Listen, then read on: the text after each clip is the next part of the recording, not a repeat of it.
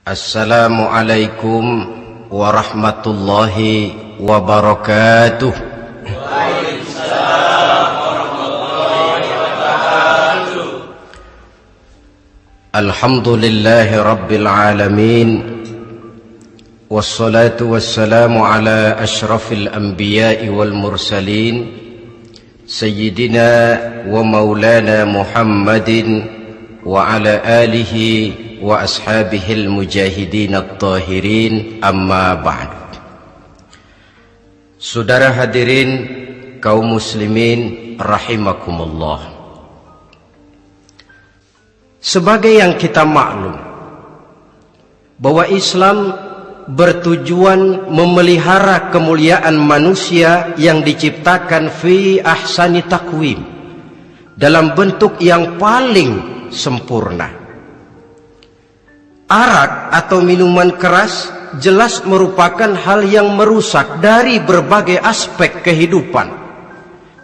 Entah kesehatan tubuh, entah pertumbuhan akal, ketentraman rumah tangga, ketentraman masyarakat, bangsa dan negara.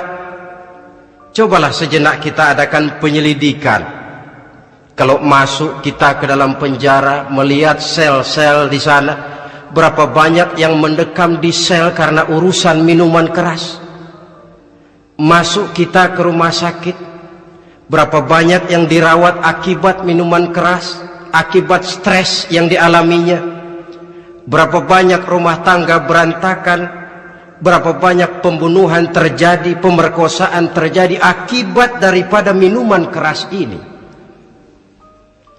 Yang paling ironi kalau dia sudah menyerang anak-anak muda kita. Padahal kita tahu remaja pemuda adalah bentuk miniatur daripada kehidupan suatu bangsa. Akan bagaimana warna Indonesia 20, 30, 40 tahun yang akan datang, remaja dan pemuda kita jawabannya. Bahkan dari segi agama pun, akan bagaimana warna Islam di Indonesia 20, 30 tahun yang akan datang, remaja itu pula jawabannya. Karena itu tidak terlalu berlebihan kalau saya berkata bahwa untuk menghancurkan Islam di Indonesia ini tidak perlu menghancurkan pondok pesantren, tidak perlu menutup masjid, melarang pengajian, menyegel musola, tidak perlu. Untuk menghancurkan Islam di Indonesia cukup dengan meracuni remaja, pemuda-pemudi Islam di Indonesia. Kalau mereka sudah diracuni, dijauhkan dari agamanya, masalahnya tinggal menunggu pergantian generasi. Maka yang jadi pilot proyek jelas remaja, pemuda, termasuk dengan menanamkan pengaruh minuman keras. Ditanamkan ke tengah remaja kita ini untuk jauh dari tuntunan agama. Hei pemuda-pemuda Islam, kalau kau mau jadi pemuda modern, jangan dekat-dekat ke masjid. Masjid khusus 60 tahun ke atas. Sepertinya di depan masjid itu ada papan pengumuman masjid khusus 60 tahun ke atas. Baca Quran kolot. Seiring dengan itu lalu modernisasi diartikan dengan westernisasi. Kau tidak akan bisa jadi pemuda modern sebelum semua yang datang dari barat kau telan mentah-mentah.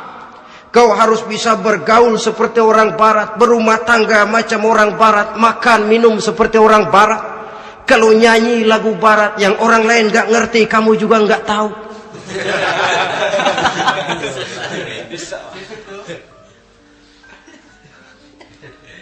Anutlah itu free love yang pada gilirannya akan mengarah kepada free sex alias samenleven. Isaplah itu ganja, morfin, narkotik. Jikalau sudah terlena kita dengan itu, maka kehancuran suatu bangsa sesungguhnya sudah dimulai. Penyakit minuman keras ini bukan cuma penyakit zaman ini. Masyarakat yang dihadapi oleh Rasulullah Sallallahu Alaihi Wasallam 14 abad yang lalu juga masyarakat yang kemaruk dengan minuman keras. Arab jahiliyah kalau sudah minum arak mabuk, tidak cuma minum, dia mandi pakai arak. Sistem pendidikan yang disampaikan Islam bijaksana. Mula-mula diberikan gambaran bahwa arak itu walaupun ada manfaatnya tapi ada bahayanya, dan bahayanya jauh lebih besar daripada manfaatnya. Tahap kedua diberikan pesan jangan mendekati solat dalam keadaan mabuk. Padahal solat 1 hari 1 malam 5 kali artinya makin jauh saja dia dari arak itu. Pada saat kondisi iman sudah memungkinkan, barulah turun vonis bahwa arak itu najis, perbuatan setan, jauhi. Yang ironi yang saya katakan tadi, racun mereknya madu. Kadang-kadang kita dibuai dengan iklan yang tidak mendidik.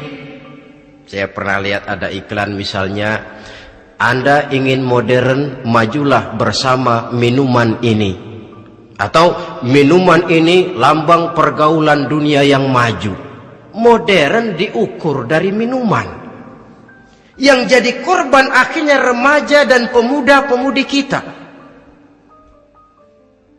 Saya teringat satu analisa dari Rasulullah sallallahu alaihi wasallam. Beliau bersabda, "Inna min asyratis sa'ah." Sesungguhnya di antara tanda-tanda kiamat. Apa kiamat itu? Dalam arti yang umum, kiamat itu saat dimana alam ini hancur, bumi gempa, air laut tumpah ke darat, gunung meletus, planet-planet bertabrakan, lalu semua yang bernama hidup mati. Itu kiamat beneran. Saya nggak mau cerita kiamat beneran, sebab saya sendiri nggak kepengen ngalamin. Yang sering kita ngalami ini kiamat kecil-kecilan, kiamat mini. Apa kiamat mini itu? Hancurnya sendi-sendi kehidupan sosial. Maksiat merajalela, munkarat menjadi-jadi. Yang ma'ruf dianggap munkar, yang munkar malah menjadi ma'ruf. Yang salah disanjung-sanjung, yang benar dicaci maki. Tuntunan dianggap tontonan, tontonan malah jadi tuntunan. Kan kiamat kalau sudah begitu. Penjungkiran nilai. Kenapa hal semacam ini bisa terjadi? Penyebabnya kata Nabi, pertama ayyurfa'al ilmu. Ilmu diangkat oleh Allah. Bagaimana cara Allah mengangkat ilmu dan apa maksudnya itu? Allah mengangkat ilmu itu, saudara, caranya pertama dengan mewafatkan ulama.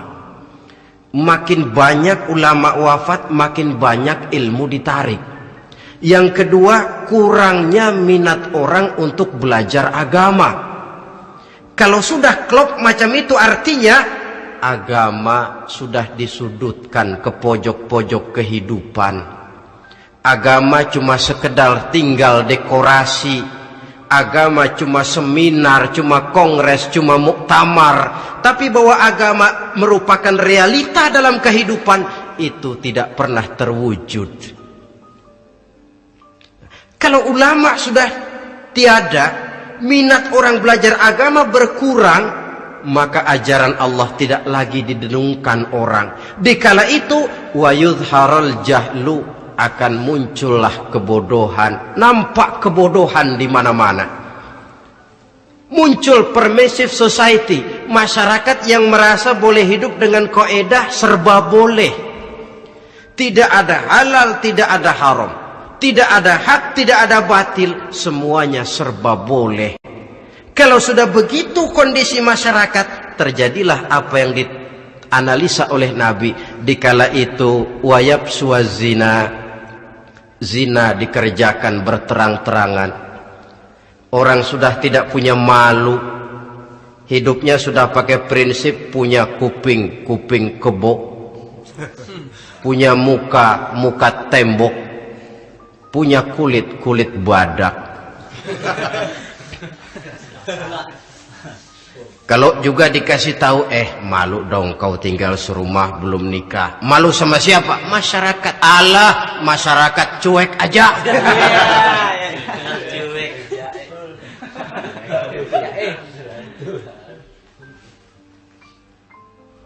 Bukankah realita kalau kita ikuti surat-surat kabar, berapa banyak sudah gadis-gadis bergelimpangan jadi korban, berapa banyak bayi-bayi yang lahir ke alam ini tanpa harus tahu kemana dia mesti manggil bapak, yang akhirnya mengalami keterakisan, dimasukkan ke dalam kantong plastik, dibuang ke tempat sampah. Kalau itu sudah terwujud, muncul efek negatif yang kedua, wa yushrabal khamr, arak, minuman keras jadi kebanggaan. Anak muda belum nyohor kalau belum bisa mabuk. Yang nggak mabuk dianggap kolot, kampungan loh. Bikin malu baru kena segelas saja udah miring, cengeng. Temen kita no hebat sampai nyungsep di got. Yang nyungsep hebat. Ya kalau cuma yang hancur kehidupan pribadi. Tapi kalau sudah menyangkut masa depan, yang berarti masa depan suatu generasi adalah merupakan masa depan daripada suatu bangsa. Begitu kerasnya Islam ini melarang minuman keras, sampai bukan cuma sekedar meminumnya saja yang diharamkan, tetapi juga dilarang mengimportnya, memproduksinya, membuka warung yang menjual minuman keras, atau bekerja di tempat penjualan minuman keras. Ada juga yang nyerempet-nyerempet, Pak, kalau sedikit kan nggak apa-apa, nggak mabuk ini. Nah, saya ingatkan hadis Nabi diriwayatkan oleh Imam Ahmad, Abu Daud dan Turmuzi. Nabi bersabda, "Ma askara katsiruhu faqaliluhu haramun." Apa yang banyaknya menyebabkan mabuk, sedikitnya pun tetap haram hukumnya. Memang barangkali mungkin ada manfaatnya, tetapi bahayanya jelas lebih besar ketimbang manfaat yang bisa timbul daripada jenis minuman keras itu sendiri. Dalam hadis lain Nabi pesankan, "Man kana yu'minu billahi wal yaumil akhir fala yaq'udu ala ma'idatin taduru 'alaiha al-khamru." Siapa yang beriman kepada Allah dan beriman kepada hari akhirat, jangan dia duduk di dalam satu pertemuan yang di dalam pertemuan itu diedarkan minuman keras. Masuk ke dalam lingkungan macam itu saja tidak diperkenankan. Kenapa? Asyariku fi syarri syarrun. Bersekutu dengan kejahatan, jahat juga hukumnya. Semalam kamu mabuk ya? Enggak, temen, saya cuma ngebeliin aja kok. Apalagi ngebeliin.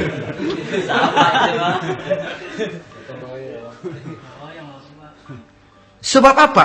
Dalam keadaan mabuk, orang tidak lagi bisa berpikir secara logik. Daya kontrol hilang, artinya perbuatan sudah tidak terkontrol lagi. Yang pertama. Yang kedua, IQ tidak akan tumbuh dan berkembang secara normal seperti yang kita harapkan. Yang ketiga, harga diri akan runtuh hancur di tengah masyarakat.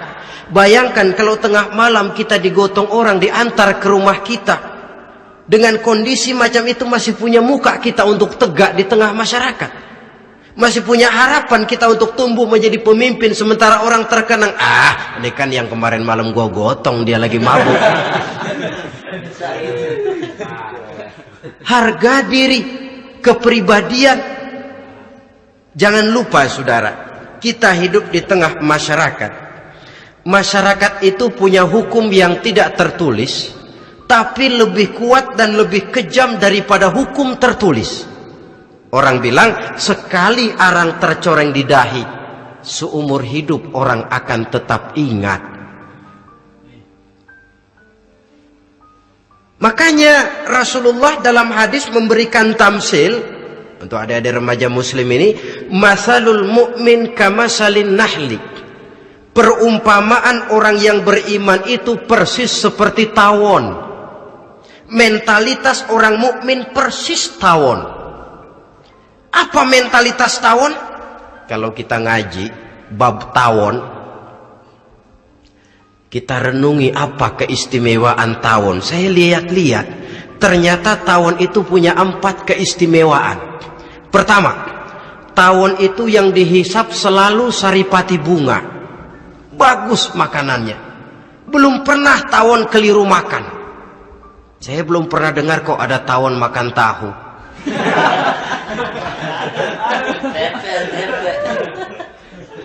Yang dimakan selalu saripati bunga.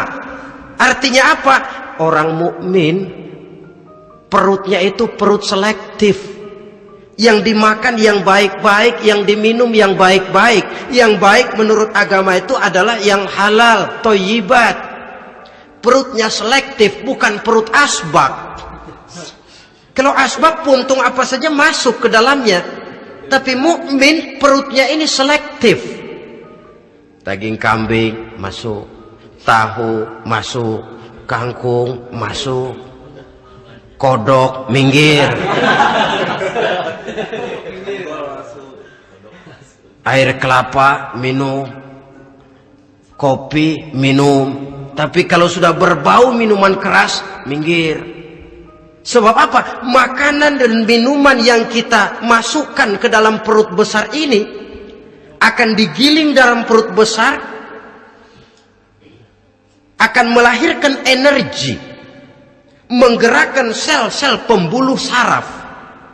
Kalau makanan dan minuman itu terdiri dari yang haram, energi yang ditimbulkan olehnya energi yang haram, mempengaruhi sel-sel pembuluh saraf. Orang akan cenderung berpikir yang haram kalau terlalu sering memakan makanan haram. Kalau sudah berpikir kepada yang haram, perbuatan pun akan mengarah kepada yang haram juga. Contoh kecil aja dah, ada nggak maling mikirin majelis taklim? Karena yang dimakan lebih banyak yang haram, yang dipikir paling-paling nanti malam rumah siapa lagi nih ya? Sudah mengarah ke sana.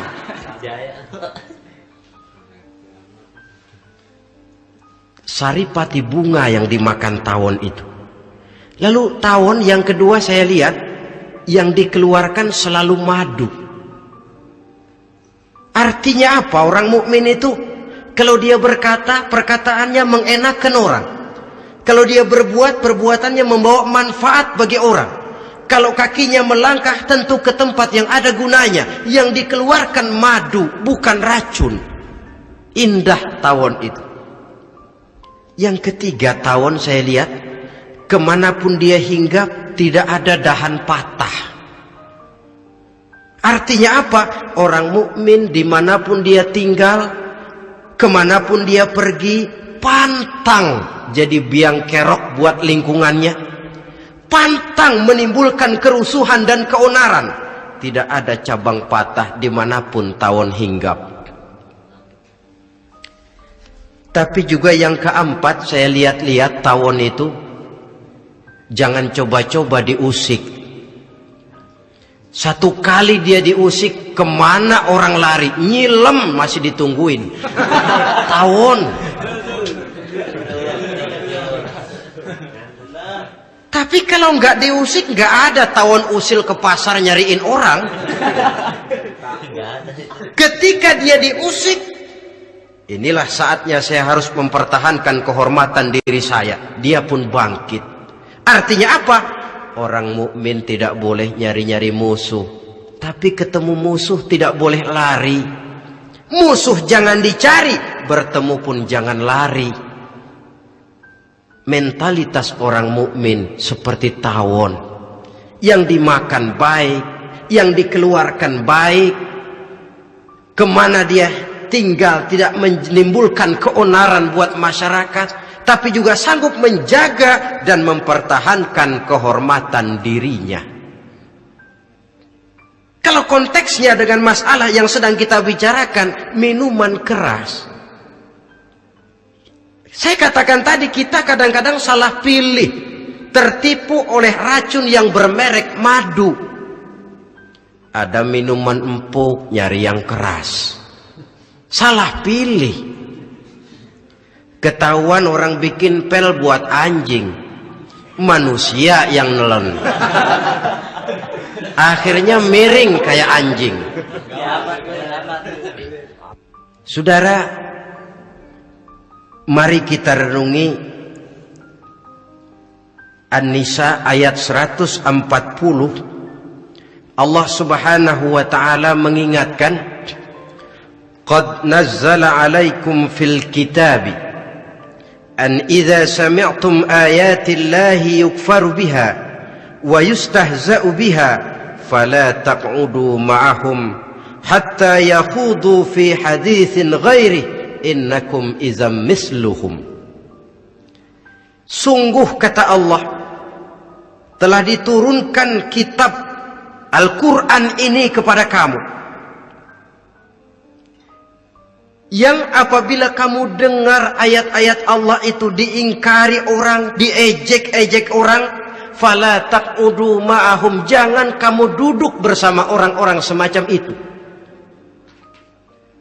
Bagaimana mengejek ayat-ayat Allah? Misalnya, tahu kalau minuman keras itu diharamkan, tapi masih minum juga, itu kan mengejek ayat namanya.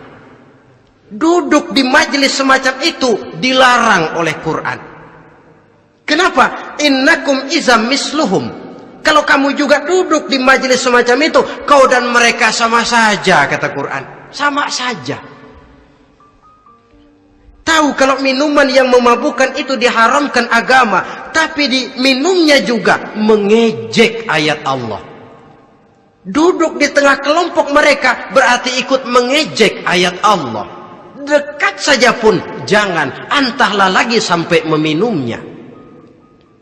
Maaf, bukankah Allah menurunkan Al-Quran kepada manusia, kata Imam Al-Ghazali, persis, maaflah, seperti gubernur berkirim surat kepada Pak Lurah.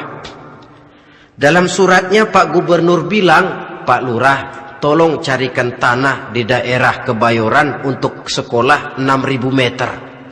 Pak Lurah dapat surat dari Pak Gubernur, bangga bukan main. Itu surat sore, pagi, siang, malam dibaca. Ditaruh di tempat yang tinggi. Diberikan minyak wangi, mau diambil dicium dulu. Dibawa dengan penuh hormat dan hati-hati. Tapi tanah yang dipesan Pak Gubernur tidak dicari-cariin. Penghargaan macam apa ini? Nanti gubernur cek, Pak Lurah, siapa?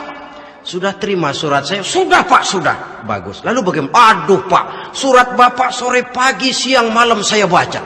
Bagus. Apalagi Lurah? Surat Bapak saya taruh di tempat yang tinggi Pak. Saya pakaiin minyak wangi. Mau saya ambil, saya cium dulu. Saya bawa dengan penuh hormat dan hati-hati. Bagus Lurah, kau memang hormat sama atasan. Cuman Lurah, tanahnya udah dicariin belum? Nah yang itu belum tuh Pak. Belum. Kata gubernur, bagus Lurah, besok berhenti lo ya.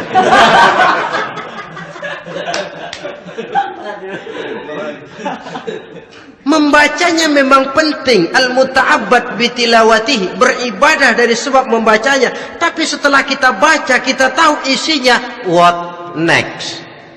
Mau apa kita dengan isinya itu? Jangan yang kita baca kita injak-injak. Itulah ironinya. Bagaimana Quran itu mau membawa keberkahan dalam hidup ini, kalau yang kita baca sering kita injak-injak. Dalam kehidupan kita baca ayat, wa ahallallahu al-bai'a wa harramar riba. Allah halalkan jual beli, Allah haramkan riba, tapi renten ditelan terus.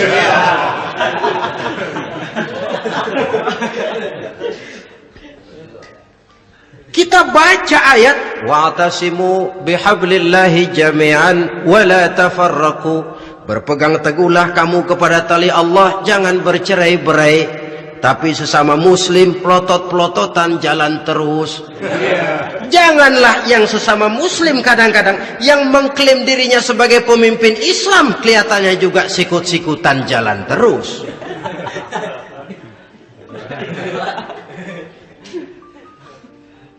Sehingga tidak heran kalau orang bilang di bawah ngamalin ayat kursi sudah sampai di atas ayat hilang, tinggal kursi saja yang diamalin. Ironi dan menyedihkan.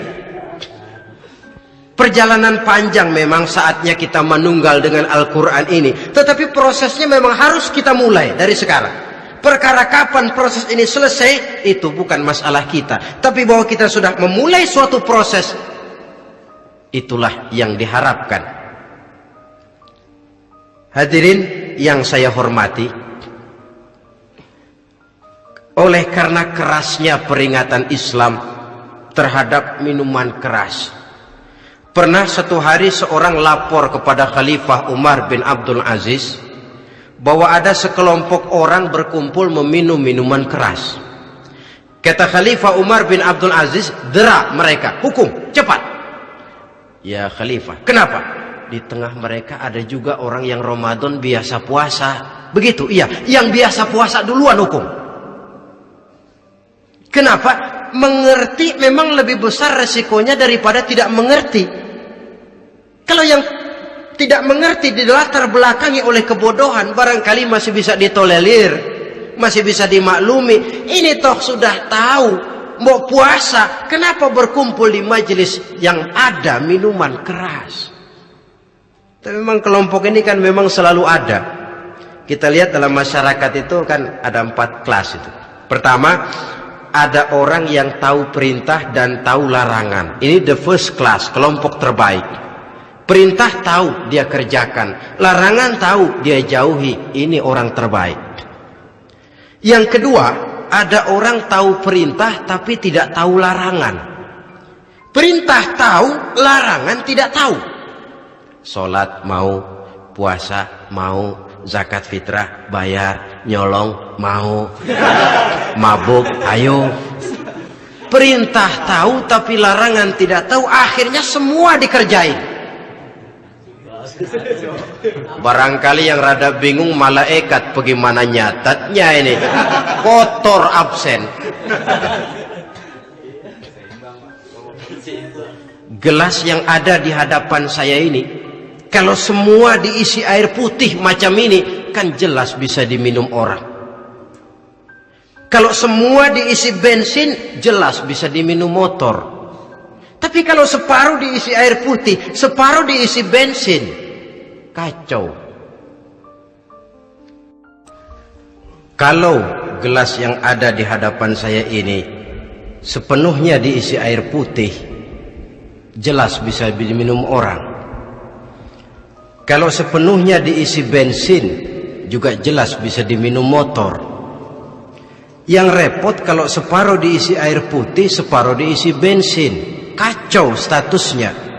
Orang minum mabuk, motor minum pun mogok. Dijual juga tidak laku barang campuran. Inilah makna pernyataan Allah, wala talbisul haqqa bil batil. Jangan kamu campur adukan antara yang hak dan yang batil. Perintah dikerjakan, larangan pun dikerjakan juga. Kelompok ketiga, ada pula manusia yang tahu larangan tapi tidak tahu perintah. Larangan tahu tapi perintah tidak tahu. Jahat sama tetangga tidak, mencuri tidak, mabuk tidak, zina tidak, sholat tidak, puasa tidak, polos. Semua serba tidak. Dan yang terakhir, kelompok keempat, perintah tidak tahu, larangan pun tidak tahu. Ini masuk kelompok makhluk gratis.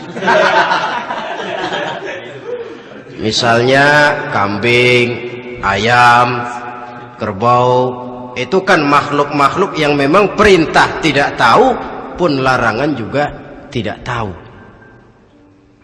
Nah, dalam hubungannya dengan ini, saya mengajak, marilah kita berusaha sekuat mungkin menjauhkan diri dari minuman keras yang jelas bahayanya dengan hidup tidak jauh dari bimbingan agama.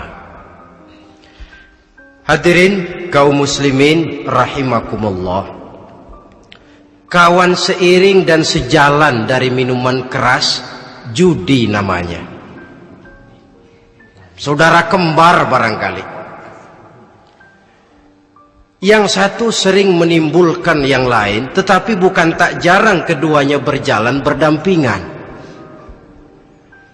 Posisi judi dan arak ini dalam Quran sama bahayanya.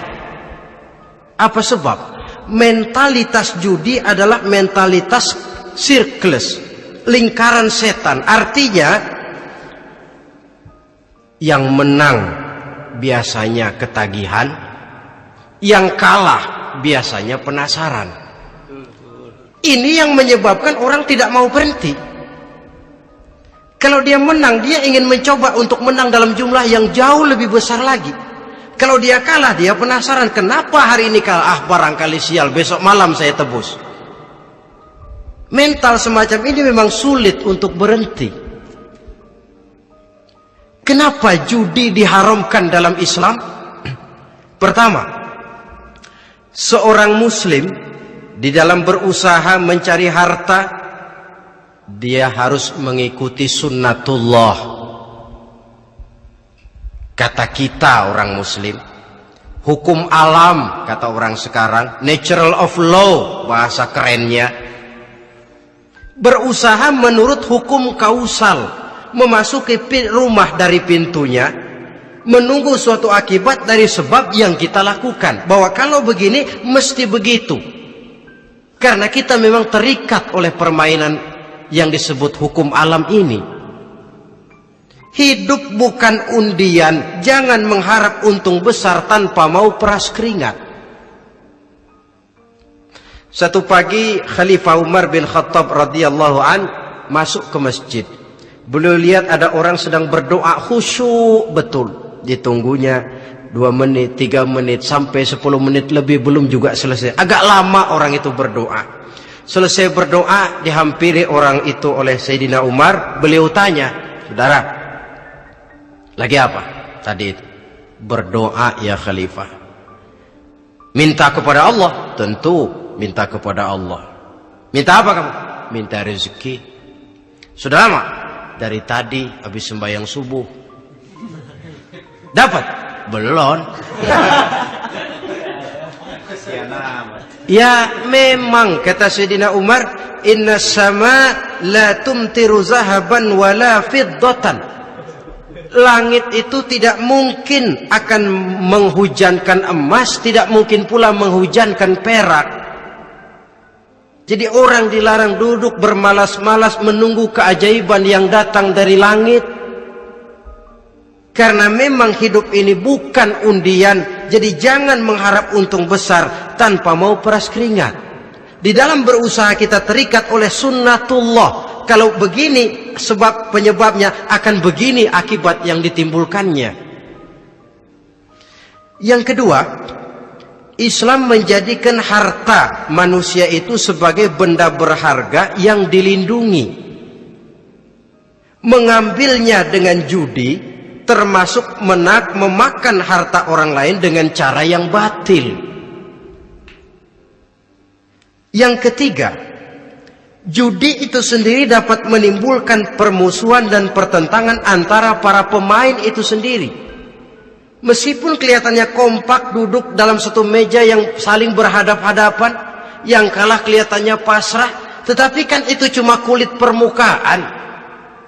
Batinnya bagaimanapun juga yang kalah itu tetap mendendam. Sedangkan yang kalah di samping mendendam juga mengomel, mencaci mungkin ya lawan bermainnya, ya mungkin juga dirinya sendiri. Dan yang keempat, judi itu merusak aktivitas hidup, membuat orang membuang waktu dengan tidak terasa, dan yang pada gilirannya melupakan orang kepada tanggung jawab. Wah, kalau sudah memegang kartu, konon kabarnya, saya sendiri alhamdulillah belum pernah, lupalah orang anak, lupalah orang kepada istri, lupalah orang kepada tanggung jawab. Waktu pun berlalu tanpa terasa. Apalagi kalau sudah diiming-iming oleh gambaran akan memperoleh keuntungan yang besar. Termasuk di dalam judi itu undian, apapun namanya. Yang usaha ke arah ini seharusnya tidak dipermudah, walaupun dengan embel-embel dana kemanusiaan, sumbangan sosial. Saya tidak begitu yakin, saudara, bahwa bangsa Indonesia ini sudah begitu menipis rasa kemanusiaannya sehingga untuk berlaku sosial mesti diimbangi dengan hadiah sekian juta rupiah. Saya tidak percaya bahwa umat Islam di Indonesia sudah begitu tipis rasa kasih sayangnya kepada sesama sehingga sulit mengeluarkan bantuan kalau tidak diimbangi dengan hadiah yang sekian puluh juta rupiah. Yang saya khawatir apa? Pada gilirannya di negeri ini akan makin banyak penghayal-penghayal kelas berat, tukang-tukang lamun kelas tinggi, yang hidup cuma ngumpulin jikalau. Jikalau, andai kata, umpama misalnya orang sudah kemana-mana kita masih menghitung jikalau.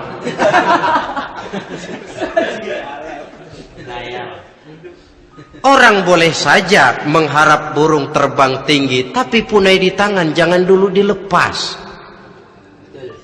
Artinya idealisme silahkan terbang setinggi langit, tapi kaki harus tetap berpijak di alam realita.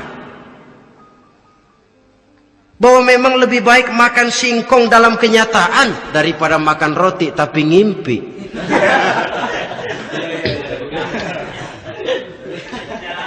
Kadang anaknya menangis, Pak minta jajan, ada uang 200 rupiah. Sudahlah sabar, kau jangan jajan, nanti bapak beliin kalau tembus 100 juta nih. Akhirnya yang 100 juta tidak, anak pun kelaparan. Bukankah akan jadi masalah bagi semuanya? Belum lagi rasa sayang kepada harta yang sudah dia miliki, entah itu tanah, rumah, kendaraan. Kalau sudah kadung kala di meja judi, hilang rasa sayang kepada benda itu. Ada rumah-rumahnya dilelang, ada kendaraan-kendaraan jadi taruhan, ada jam tangan pun copot tanpa terasa. Maka berapa banyak rumah tangga berantakan, istri minta cerai, orang jadi nekat merampok, orang jadi nekat mencuri, korupsi kalau dia pejabat. Akibat apa ini? Pengaruh yang namanya judi. Saudara kaum muslimin, ma'asyiral muslimin rahimakumullah. Itu sebabnya di dalam surah Al-Maidah ayat 90 Allah menekankan, innamal khamru wal maisir wal ansab wal azlam rijsun min amali syaitan fajtanibuhu la'allakum tuflihun. Sesungguhnya arak, judi, berhala, mengundi nasib itu rijsun. Ya Allah, jarang benar Quran menggunakan kalimat rijsun. Rijsun ini sudah merupakan puncak kekotoran. Bapak moyangnya najis, itu rijsun. Rijsun, kotor. Sudah kotor ditambah pula min amali syaitan, pekerjaan setan. Fajtanibuhu, jauhi. Jangan sampai main, dekat saja tidak boleh, jauhi. La'allakum tuflihun, jikalau kamu mau menjadi orang-orang yang beruntung. Sejarah tidak pernah mencatat ada orang jadi miliuner karena judi. Sejak David Rockefeller sampai Aristotle Onassis, orang-orang kaya top di dunia, mereka kaya bukan karena judi, tapi karena kemauan peras keringat, banting tulang, mau memulai sesuatu dari kenyataan yang real di depan mata. Sebab apa? Hidup ini memang perjuangan. Janganlah kita ingin hidup dengan satu prestasi, ingin tetap hidup seperti apa adanya sekarang ini saja, toh kita harus berjuang. Apalagi ingin hidup lebih baik, lebih terhormat, lebih mudah. Hidup perjuangan. Perjuangan berarti pengorbanan. Berani hidup artinya berani berjuang. Berani berjuang maksudnya rela berkorban. Takut berkorban, jangan berjuang. Tidak mau berjuang, berhenti hidup. Itu logika. Dan bagaimanapun saya yakin lebih baik berkorban daripada menjadi korban. Kalau sekarang kita berkorban, peras keringat, banting tulang, berusaha secara sunnatullah untuk menghidupi anak, istri, keluarga, pada satu saat kita tidak akan menjadi korban kebrutalan anak-anak kita sendiri kalau mereka dibesarkan dan tumbuh berkembang oleh hasil yang diperoleh dari meja judi. Ayat 91 Al-Maidah ini lebih memperkuat lagi. Kalau itu arak, judi, berhala, mengundi nasib adalah perbuatan setan, sebenarnya setan mau apa sih? Ayat 91 menegaskan, innama yuridu syaitanu ayyuqi'a bainakumul adawata wal baghdha'a fil khamri wal maisir. Yang dimaui setan itu tidak lain supaya dengan arak dan dengan judi timbul rasa permusuhan, sikap memusuhi, saling marah di antara kamu. Coba, biasanya dalam meja judi sudah loyo, waktu juga sudah berlarut-larut. Yang menang mau berhenti, apa yang kata yang kalah? Berhenti dah, gue wacok loh. Enak bener, gue lagi kalah, lo berhenti. Coba, kira-kira kapan akan selesai permainan? Akan timbul permusuhan, akan timbul rasa dendam, kesumat yang ditanamkan oleh setan. Karena memang baik arak, baik judi, baik berhala, baik mengundi nasib, itu semua permainan-permainan setan yang diberikan kepada kita untuk kita ikut andil bermain di dalamnya. Tatkala kita ikut terkena jerat setan, tertawalah mereka. Kenapa? Oh, makin banyak teman saya di neraka. Maaf, setan itu kan sudah tahu vonisnya. Ketika dulu dedengkotnya yang namanya iblis terusir dari surga, itu bikin semacam perjanjian dengan Allah. Tuhan, kenapa iblis? Gara-gara Adam saya terusir dari surga. Maka sejak saat ini Adam dan seluruh keturunannya adalah musuh bebuyutan saya. Saya akan gelincirkan mereka dari jalan. Silahkan iblis, goda mereka, tapi kau tidak akan mungkin bisa menggoda mereka kalau hamba-hambaku itu menjadi hamba yang ikhlas. Hanya hambaku yang ikhlas yang tidak mungkin kamu goda, yang lain barangkali bisa. Sejak saat itulah iblis memproklamirkan permusuhan, dan dia sudah tahu betul vonisnya neraka. Tugas dia sekarang bagaimana mengumpulkan teman sebanyak-banyaknya ke dalam neraka. Hamba Allah saja yang tidak tergelincir kepada minuman keras dan judi. Hamba Allah yang ikhlas itu bagaimana? Yang ikhlas menjadi hamba Allah dalam arti kata dan perbuatannya memang mencerminkan bahwa dia hamba Allah. Maaf,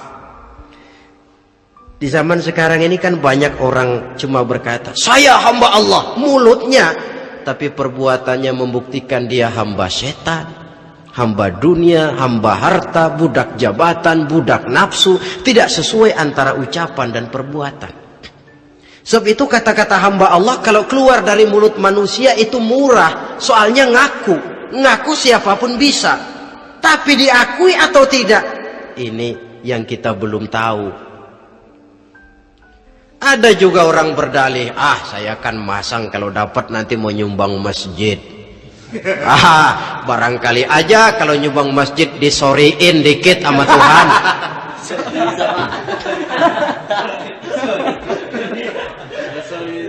Apa bisa begitu?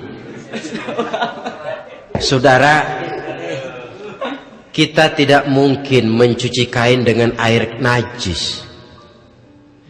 Innallaha thayyibun, kata Nabi, la yaqbalu illa thayyiba.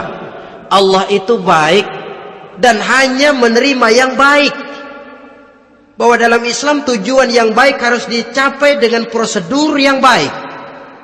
Bahwa niat menyumbang masjid bagus, tapi hasil daripada judi atau undian tidak akan menyampaikan kita kepada tujuan itu.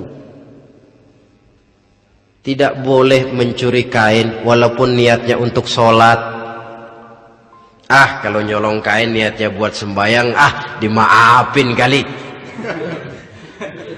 Walaupun sholatnya sah, mencuri kainnya tetap saja dosa. Islam tidak menghalalkan segala cara untuk mencapai suatu tujuan. Bahwa tujuan yang baik harus dicapai dengan cara yang baik juga. Dan penyakit judi ini juga bukan penyakit baru. Sejak dulu masa jahiliyah, judi mereka, saya kira kalau Las Vegas, kota judi Amerika saja barangkali masih kalah dengan cara judi jahiliyah dulu. Mereka kalau sudah judi itu uang. Habis uang, ada punya tanah pasang, taruhan. Habis tanah, ada rumahnya dipasang. Apalagi yang ada? Ternak unta dipertaruhkan. Harta habis, rumah ludes, kebun binasa, ada istri juga dipasangin. Judi.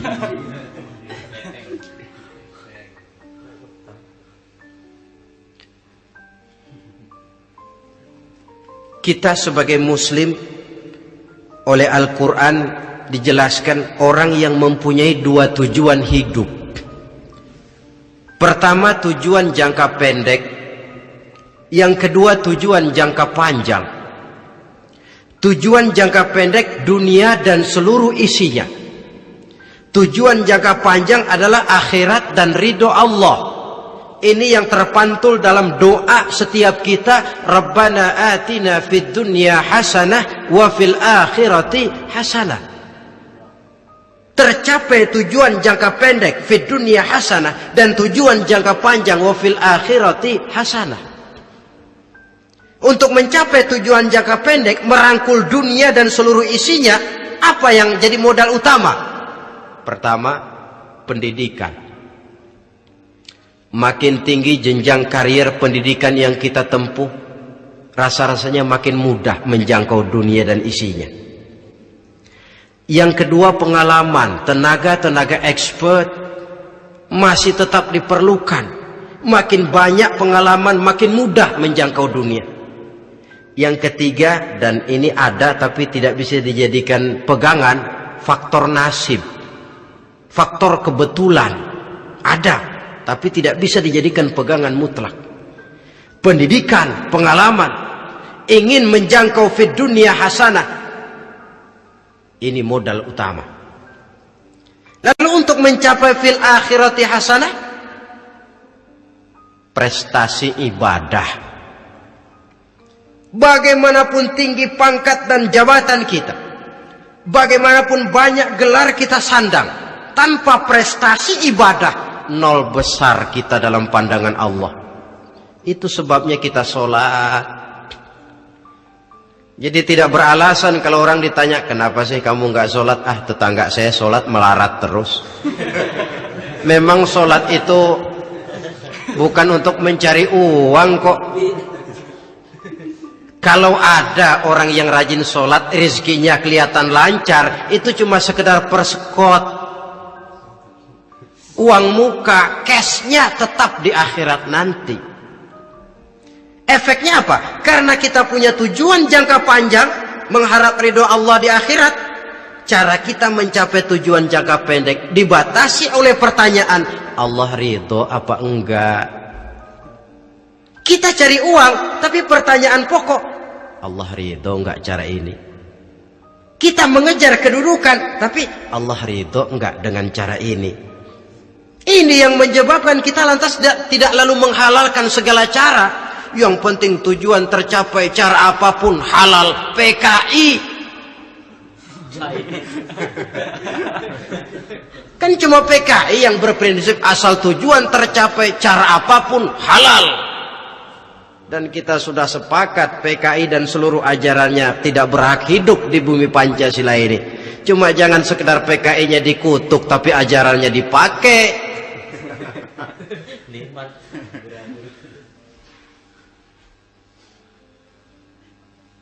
Nah, untuk mencapai dua tujuan ini, Islam mengajarkan sistem keseimbangan. Sehingga Nabi sabdakan, "I'mal lidunyaka ka'annaka ta'ishu abada, wa'mal li akhiratika ka'annaka tamutu ghada." Bekerjalah buat duniamu seolah-olah kau akan hidup untuk selamanya, tetapi bekerjalah untuk akhiratmu seolah-olah kau akan mati besok. Jadi kalau kita sudah sholat menghadap Allah, usolli fardul maghrib, Allahu Akbar, ingat seolah-olah kita akan mati besok supaya timbul khusyuknya. Tapi kalau kita sudah bekerja, kuliah, bekerja, belajar di tempat tugas, ingat seolah-olah kita akan hidup selamanya supaya timbul gairah kerja. Jangan dibalik. Di kantor ingat mati, lemas terus. Ngapain kerja sungguh-sungguh bakalan mati. Lagi sholat ingat Duta Merlin, Altiron Plaza, ya kacau. Salah pasang, tidak pada tempatnya. Untuk mencapai fid dunya hasanah ini, Islam mengajarkan tempuh jalur yang mengikuti sunnatullah. Itu yang dihargai oleh agama. Terikat oleh hukum kausal bahwa kalau ini yang saya usahakan hasilnya akan begini. Perkara nanti hasil tidak seperti yang kita harapkan, baik sangkalah kita kepada Allah. Sebab kita tidak tahu rahasia apa di belakang itu. Kadang orang mengeluh, habis saya rajin sholat tapi rezeki seret, berhenti aja dah. Kita tidak tahu rahasia di belakang itu. Pernah hadirin, satu hari seorang petani, dia selesai bekerja di ladang, istirahat. Dia tidur di bawah sebuah pohon beringin. Di sebelah pohon beringin itu ada pohon labu. Dia berpikir, kalau saya lihat-lihat Tuhan nggak adil katanya. Masa pohon beringin pohonnya besar, buahnya kecil. Pohon labu pohonnya kecil, buahnya gede. Tuhan bukan arsitek ulung ini.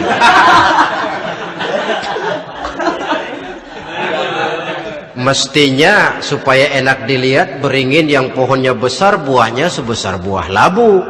Pohon labu yang pohonnya kecil buahnya kecil saja sebesar buah beringin. Tidak adil Tuhan. Baru dia selesai berpikir Tuhan tidak adil, jatuh sebutir buah beringin tepat menimpa hidungnya. Dia terkejut. Astagfirullahalazim. Kalau begitu saya sadar katanya, Tuhan benar-benar adil. Coba kalau buah beringin segede buah labu. Waduh, kayak apa muka saya ini?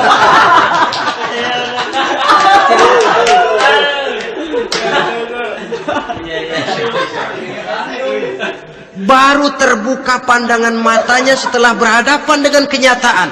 Baru keluar respect. Allah benar-benar adil. Padahal semenit yang lalu dia masih berkata, Tuhan bukan arsitek ulung. Tapi semenit kemudian setelah berhadapan dengan kenyataan yang real dia hadapi, wah, Allah benar-benar adil.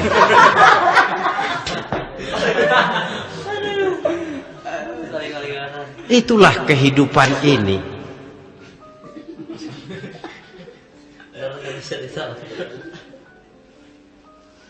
Saudara hadirin yang saya hormati, karena itu baik arak, baik judi, dua-duanya merupakan bahaya laten yang tidak hanya mengancam kehidupan agama, tetapi juga masyarakat, bangsa dan negara, apalagi kalau sudah jatuh kepada generasi penerus. Dan yang bagaimanapun juga saya berpikir sebenarnya remaja, pemuda, pemudi kita cuma korban dari suatu sistem Sebab ini merupakan tanggung jawab bersama. Ulama mubalik macam saya paling wewenangnya cuma ngomong. Yang punya SK untuk memberhentikan pabrik minuman keras itu kan Menteri Perindustrian. Tangan-tangan eksekutif. Sehingga kalau Nabi katakan, man ra'a minkum munkaran falyughayyir biyadihi wa illam yastati' fa bilisanihi wa illam yastati' fa biqalbihi. Apabila salah seorang kamu melihat suatu kemunkaran, termasuk minuman keras dan judi di dalamnya, rubah itu. Dengan cara apa? Kalau kau mampu dengan tangan, artinya power, kekuatan. Kalau dengan tangan tidak mampu, ini orang kalau gue pukul gue yang melintir nih. Umpamanya, fabilisani, dengan lidah ngomong. Mas, saya senang sampean tinggal di sini, kampung kami tambah warga, tapi tolonglah jangan bawa pengaruh yang tidak baik.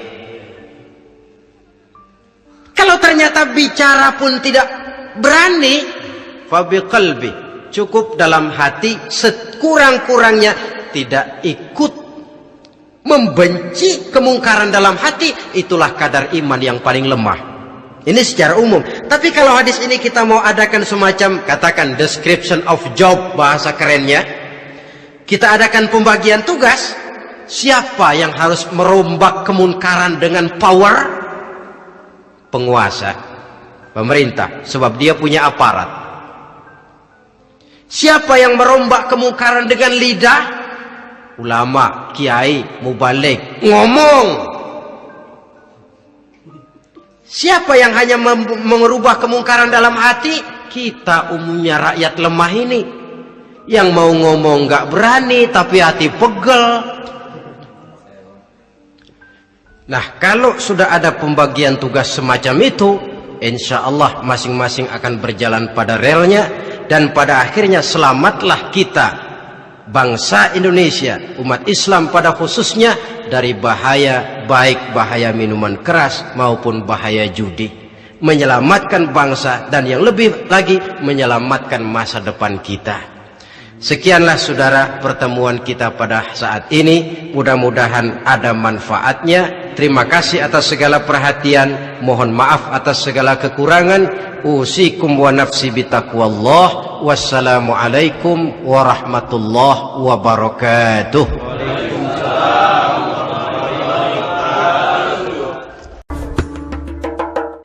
Assalamualaikum warahmatullahi wabarakatuh. Waalaikumsalam warahmatullahi wabarakatuh. Alhamdulillahi rabbil alamin.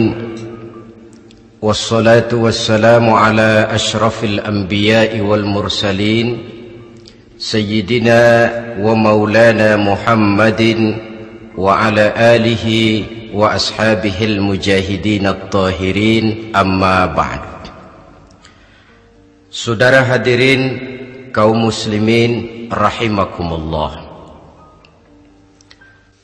Sebagai yang kita maklum bahwa Islam bertujuan memelihara kemuliaan manusia yang diciptakan fi ahsani taqwim, dalam bentuk yang paling sempurna. Arak atau minuman keras jelas merupakan hal yang merusak dari berbagai aspek kehidupan. Entah kesehatan tubuh, entah pertumbuhan akal, ketentraman rumah tangga, ketentraman masyarakat, bangsa dan negara. Cobalah sejenak kita adakan penyelidikan. Kalau masuk kita ke dalam penjara, melihat sel-sel di sana, berapa banyak yang mendekam di sel karena urusan minuman keras. Masuk kita ke rumah sakit, berapa banyak yang dirawat akibat minuman keras, akibat stres yang dialaminya. Berapa banyak rumah tangga berantakan, berapa banyak pembunuhan terjadi, pemerkosaan terjadi akibat daripada minuman keras ini. Yang paling ironi kalau dia sudah menyerang anak-anak muda kita, Padahal kita tahu remaja pemuda adalah bentuk miniatur daripada kehidupan suatu bangsa. Akan bagaimana warna Indonesia 20, 30, 40 tahun yang akan datang, remaja dan pemuda kita jawabannya. Bahkan dari segi agama pun, akan bagaimana warna Islam di Indonesia 20, 30 tahun yang akan datang, remaja itu pula jawabannya. Karena itu tidak terlalu berlebihan kalau saya berkata bahwa untuk menghancurkan Islam di Indonesia ini tidak perlu menghancurkan pondok pesantren, tidak perlu menutup masjid, melarang pengajian, menyegel musola, tidak perlu. Untuk menghancurkan Islam di Indonesia cukup dengan meracuni remaja, pemuda-pemudi Islam di Indonesia. Kalau mereka sudah diracuni, dijauhkan dari agamanya, masalahnya tinggal menunggu pergantian generasi. Maka yang jadi pilot proyek jelas remaja, pemuda, termasuk dengan menanamkan pengaruh minuman keras. Ditanamkan ke tengah remaja kita ini untuk jauh dari tuntunan agama. Hei pemuda-pemuda Islam, kalau kau mau jadi pemuda modern, jangan dekat-dekat ke masjid. Masjid khusus 60 tahun ke atas.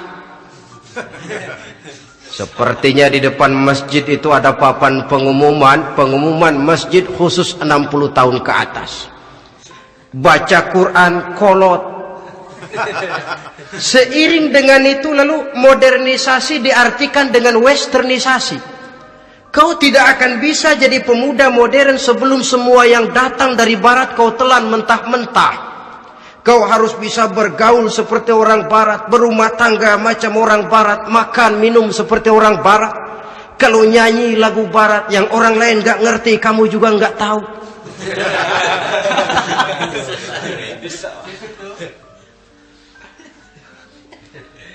Anutlah itu free love yang pada gilirannya akan mengarah kepada free sex alias sammenleven.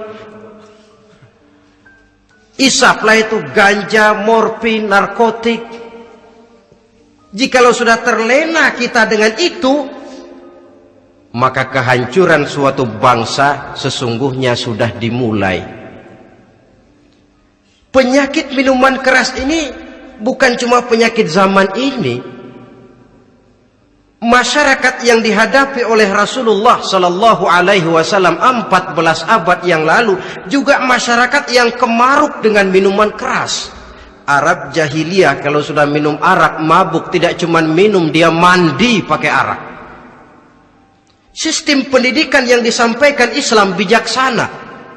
Mula-mula diberikan gambaran bahwa arak itu walaupun ada manfaatnya tapi ada bahayanya, dan bahayanya jauh lebih besar daripada manfaatnya. Tahap kedua diberikan pesan jangan mendekati solat dalam keadaan mabuk.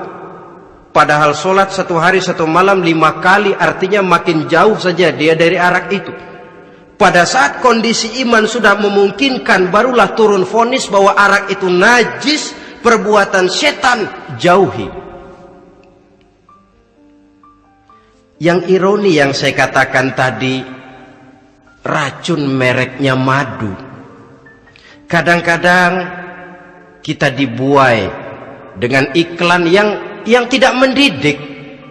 Saya pernah lihat ada iklan misalnya, Anda ingin modern, majulah bersama minuman ini.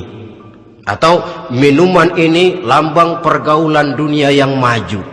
Modern diukur dari minuman. Yang jadi korban akhirnya remaja dan pemuda-pemudi kita.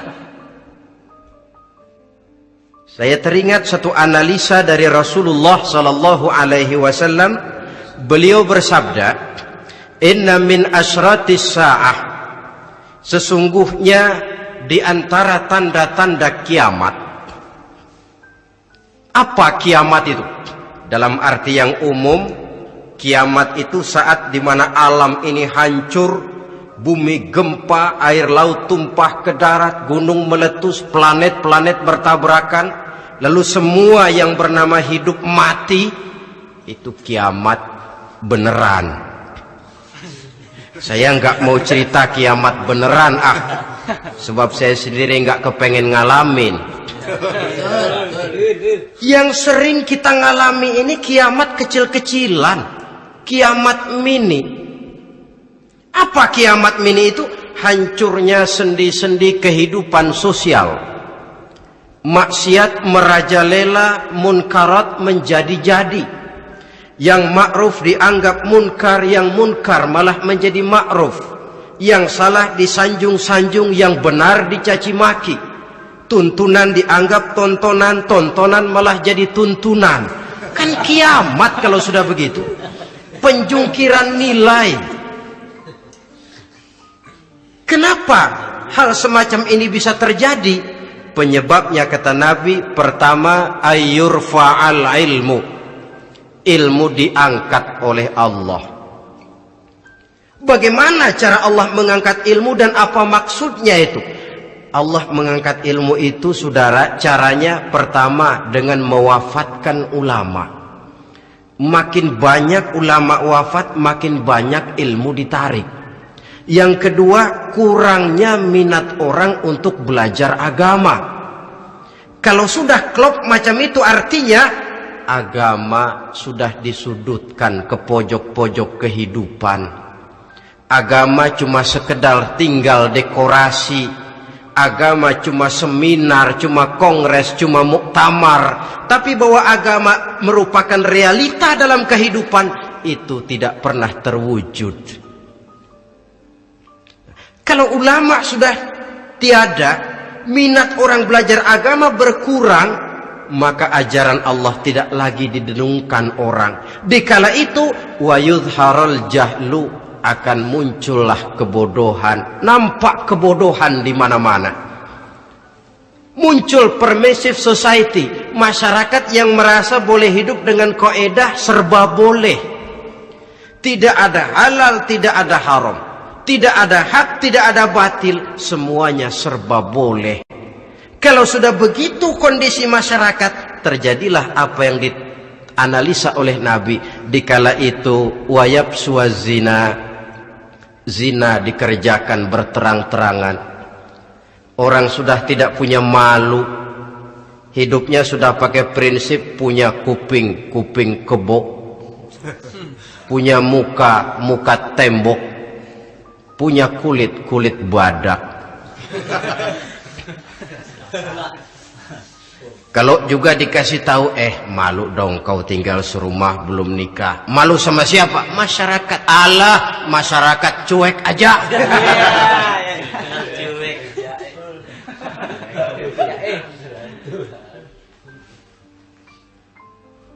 Bukankah realita kalau kita ikuti surat-surat kabar, berapa banyak sudah gadis-gadis bergelimpangan jadi korban? Berapa banyak bayi-bayi yang lahir ke alam ini tanpa harus tahu kemana dia mesti manggil bapak, yang akhirnya mengalami keterakisan, dimasukkan ke dalam kantong plastik, dibuang ke tempat sampah. Kalau itu sudah terwujud, muncul efek negatif yang kedua, wa yushrabal khamr, arak, minuman keras jadi kebanggaan. Anak muda belum nyohor kalau belum bisa mabuk. Yang nggak mabuk dianggap kolot, kampungan loh. Bikin malu baru kena segelas saja udah miring, cengeng. Temen kita hebat sampai nyungsep di got. Yang nyungsep hebat. Ya, kalau cuma yang hancur kehidupan pribadi. Tapi kalau sudah menyangkut masa depan, yang berarti masa depan suatu generasi adalah merupakan masa depan daripada suatu bangsa.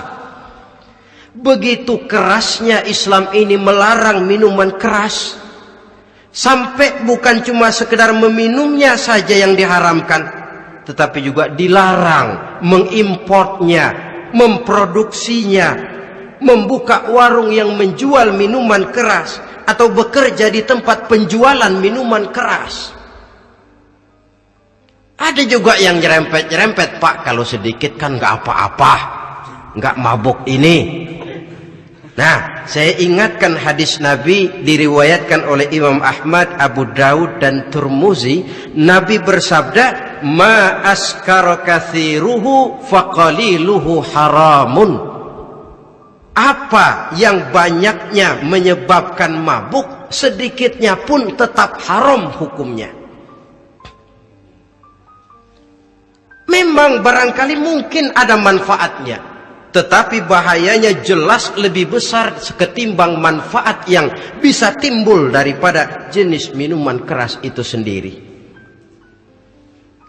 Dalam hadis lain Nabi pesankan, "Man kana yu'minu billahi wal yawmil akhir fala yaq'udu ala ma'idatin taduru 'alaiha al-khamru." Siapa yang beriman kepada Allah dan beriman kepada hari akhirat, jangan dia duduk di dalam satu pertemuan yang di dalam pertemuan itu diedarkan minuman keras. Masuk ke dalam lingkungan macam itu saja tidak diperkenankan. Kenapa? Asyariku fi syarri syarrun. Bersekutu dengan kejahatan, jahat juga hukumnya. Semalam kamu mabuk ya? Enggak, temen. Saya cuma ngebeliin aja kok. Apalagi ngebeliin.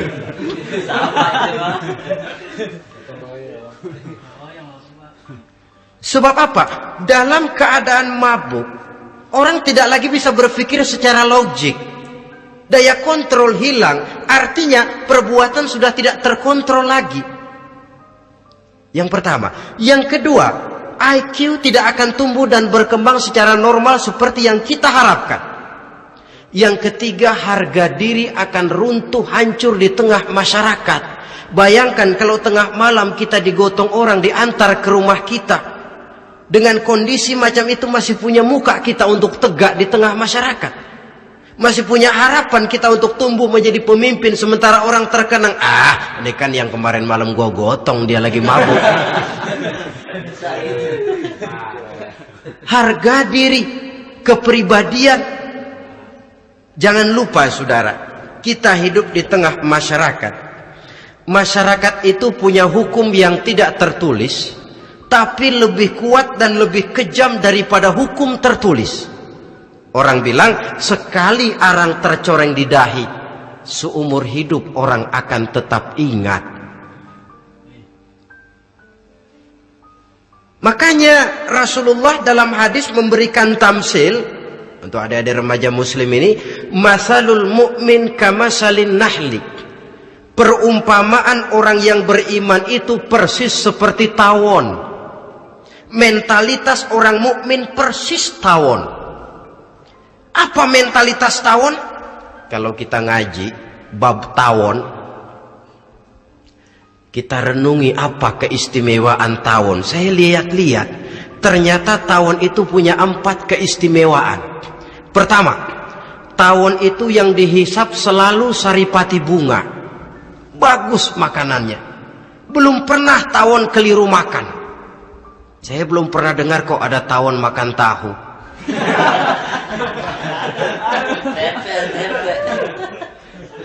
Yang dimakan selalu saripati bunga. Artinya apa? Orang mukmin perutnya itu perut selektif. Yang dimakan yang baik-baik, yang diminum yang baik-baik. Yang baik menurut agama itu adalah yang halal, thayyibat. Perutnya selektif, bukan perut asbak.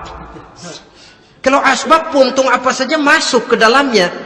Tapi mukmin perutnya ini selektif.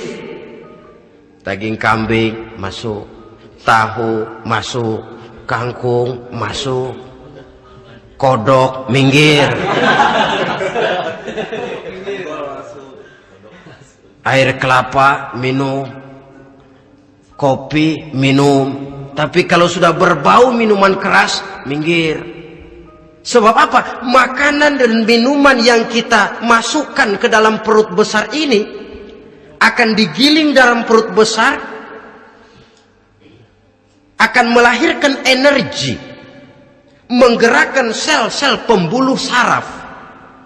Kalau makanan dan minuman itu terdiri dari yang haram, energi yang ditimbulkan olehnya energi yang haram, mempengaruhi sel-sel pembuluh saraf, orang akan cenderung berpikir yang haram kalau terlalu sering memakan makanan haram. Kalau sudah berpikir kepada yang haram, perbuatan pun akan mengarah kepada yang haram juga. Contoh kecil aja dah, ada nggak maling mikirin majelis taklim?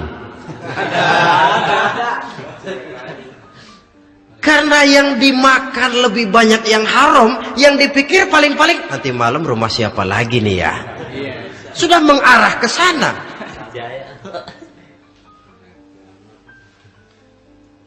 Saripati bunga yang dimakan tawon itu. Lalu tawon yang kedua saya lihat yang dikeluarkan selalu madu. Artinya apa? Orang mukmin itu kalau dia berkata, perkataannya mengenakan orang. Kalau dia berbuat, perbuatannya membawa manfaat bagi orang. Kalau kakinya melangkah, tentu ke tempat yang ada gunanya. Yang dikeluarkan madu, bukan racun. Indah tawon itu. Yang ketiga, tawon saya lihat, kemanapun dia hinggap, tidak ada dahan patah. Artinya apa? Orang mukmin dimanapun dia tinggal, kemanapun dia pergi, pantang jadi biang kerok buat lingkungannya, pantang menimbulkan kerusuhan dan keonaran. Tidak ada cabang patah dimanapun tawon hinggap. Tapi juga yang keempat, saya lihat-lihat tawon itu jangan coba-coba diusik. Satu kali dia diusik, kemana orang lari? Nyilem masih ditungguin. Tawon. Tapi kalau nggak diusik, nggak ada tawon usil ke pasar nyariin orang. Ketika dia diusik, inilah saatnya saya harus mempertahankan kehormatan diri saya. Dia pun bangkit. Artinya apa? Orang mukmin tidak boleh nyari-nyari musuh, tapi ketemu musuh tidak boleh lari. Musuh jangan dicari, bertemu pun jangan lari. Mentalitas orang mukmin seperti tawon, yang dimakan baik, yang dikeluarkan baik, kemana dia tinggal tidak menimbulkan keonaran buat masyarakat, tapi juga sanggup menjaga dan mempertahankan kehormatan dirinya. Kalau konteksnya dengan masalah yang sedang kita bicarakan, minuman keras, saya katakan tadi, kita kadang-kadang salah pilih, tertipu oleh racun yang bermerek madu. Ada minuman empuk, nyari yang keras, salah pilih. Ketahuan orang bikin pel buat anjing, manusia yang nelen. Akhirnya miring kayak anjing. Saudara, mari kita renungi An-Nisa ayat 140. Allah Subhanahu wa ta'ala mengingatkan, qad nazzala alaikum fil kitabi an idza sami'tum ayati llahi yukfaru biha wa yustahza'u biha fala taq'udu ma'ahum hatta yakhudu fi haditsin ghairi innakum idzam misluhum. Sungguh, kata Allah, telah diturunkan kitab Al-Quran ini kepada kamu, yang apabila kamu dengar ayat-ayat Allah itu diingkari orang, diejek-ejek orang, fala taq'udu ma'ahum, jangan kamu duduk bersama orang-orang semacam itu. Bagaimana mengejek ayat-ayat Allah? Misalnya, tahu kalau minuman keras itu diharamkan, tapi masih minum juga, itu kan mengejek ayat namanya. Duduk di majelis semacam itu dilarang oleh Quran. Kenapa? Innakum izam misluhum. Kalau kamu juga duduk di majelis semacam itu, kau dan mereka sama saja, kata Quran. Sama saja. tahu kalau minuman yang memabukkan itu diharamkan agama, tapi minumnya juga mengejek ayat Allah. Duduk di tengah kelompok mereka berarti ikut mengejek ayat Allah. Dekat saja pun jangan, entahlah lagi sampai meminumnya. Maaf, bukankah Allah menurunkan Al-Quran kepada manusia? Kata Imam Al-Ghazali, persis, maaflah, seperti gubernur berkirim surat kepada Pak Lurah. Dalam suratnya Pak Gubernur bilang, Pak Lurah, tolong carikan tanah di daerah Kebayoran untuk sekolah 6.000 meter. Pak Lurah dapat surat dari Pak Gubernur, bangga bukan main. Itu surat sore, pagi, siang, malam dibaca. Ditaruh di tempat yang tinggi. Diberikan minyak wangi, mau diambil dicium dulu. Dibawa dengan penuh hormat dan hati-hati. Tapi tanah yang dipesan Pak Gubernur tidak dicari-cariin. Penghargaan macam apa ini? Nanti gubernur cek, Pak Lurah, siap Pak? Sudah terima surat saya? Sudah Pak, sudah. Bagus. Lalu bagaimana? Aduh Pak, surat Bapak sore, pagi, siang, malam saya baca. Bagus. Apalagi Lurah? Surat Bapak saya taruh di tempat yang tinggi Pak. Saya pakaiin minyak wangi. Mau saya ambil, saya cium dulu. Saya bawa dengan penuh hormat dan hati-hati. Bagus Lurah, kau memang hormat sama atasan. Cuman Lurah, tanahnya udah dicariin belum?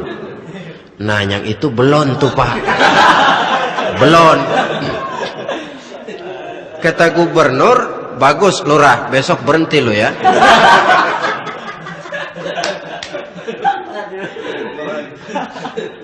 Membacanya memang penting, al-muta'abbad bitilawatihi, beribadah dari sebab membacanya. Tapi setelah kita baca, kita tahu isinya, what next? Mau apa kita dengan isinya itu? Jangan yang kita baca kita injak-injak. Itulah ironinya, bagaimana Quran itu mau membawa keberkahan dalam hidup ini. Kalau yang kita baca sering kita injak-injak. Dalam kehidupan kita baca ayat, wa ahallallahu al-bai'a wa harramar riba. Allah halalkan jual beli, Allah haramkan riba, tapi renten ditelan terus.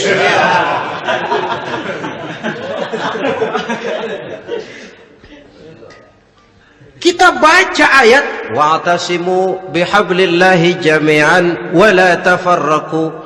Berpegang teguhlah kamu kepada tali Allah, jangan bercerai-berai. Tapi sesama muslim pelotot-pelototan jalan terus. Janganlah yang sesama muslim kadang-kadang yang mengklaim dirinya sebagai pemimpin Islam kelihatannya juga sikut-sikutan jalan terus.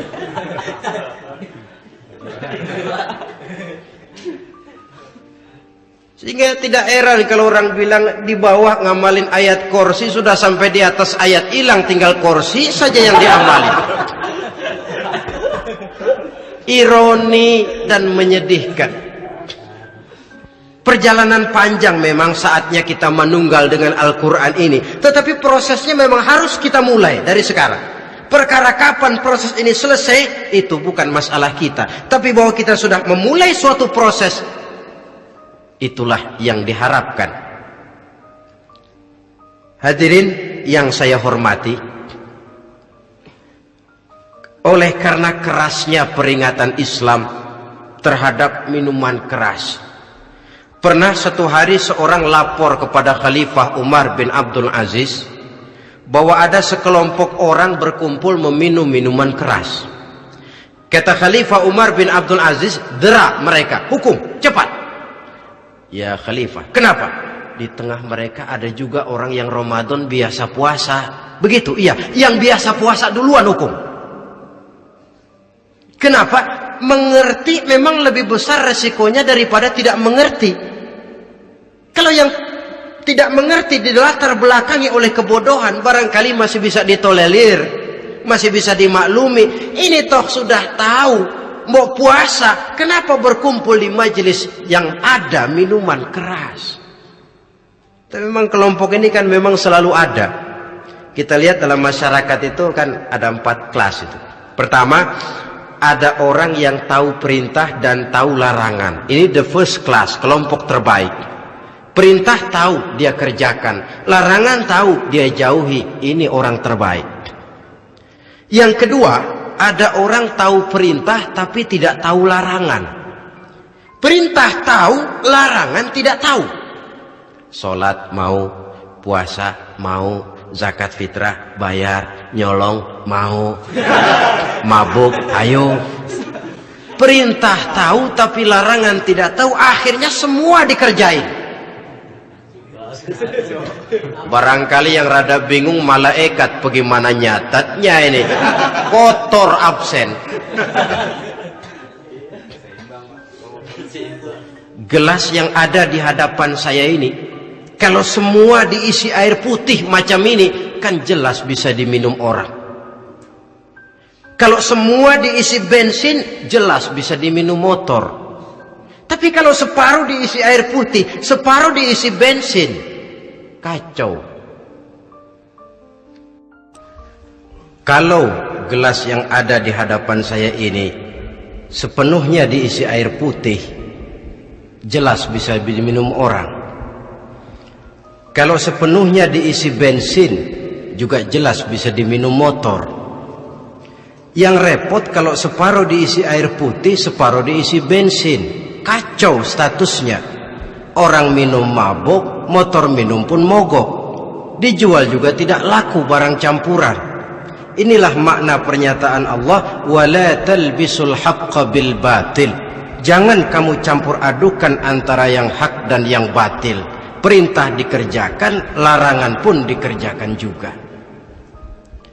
Kelompok ketiga, ada pula manusia yang tahu larangan tapi tidak tahu perintah. Larangan tahu tapi perintah tidak tahu.